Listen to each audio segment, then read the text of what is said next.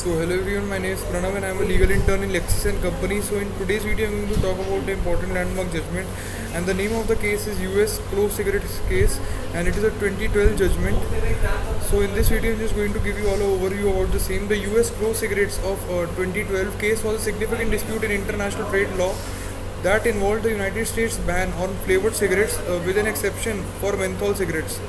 So now talking about the background of this case, the United States implemented on a ban on flavored cigarettes, including clove cigarettes, while exempting menthol cigarettes. So now talking about the complaint by Indonesia. Indonesia, one of the major producers of clove cigarettes, filed a complaint against US at the World Trade Organization. Indonesia agreed that the ban of US clove cigarettes violated various provisions of the GATT, which is the General Agreement on Tariffs and Trade, and the Agreement on Technical Barriers or Trade, which is the TBT agreement. So now talking about the non-discrimination, Indonesia claimed that the ban discriminated against clove cigarettes as menthol cigarettes were exempted, thus violating the national treatment principles under the GATT treaty. The United States defended the ban on health grounds, stating that the flavored cigarettes were attractive to young people and could increase tobacco consumption and related health risks. A WTO panel was established to examine the case. The panel concluded that the US ban on clove cigarettes was inconsistent and its obligation under the GATT and the TBT agreement. The panel also noted that the US failed to provide sufficient evidence to justify the differentiated treatment between clove and menthol cigarettes.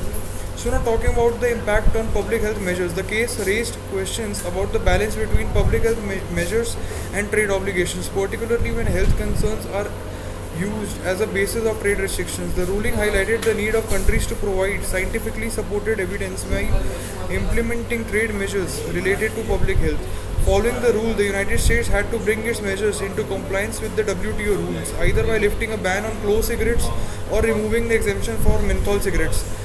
The US clove cigarettes case influenced discussions and debates on the relationship between the trade rules and the tobacco control measures, including the regulation of flavored tobacco products.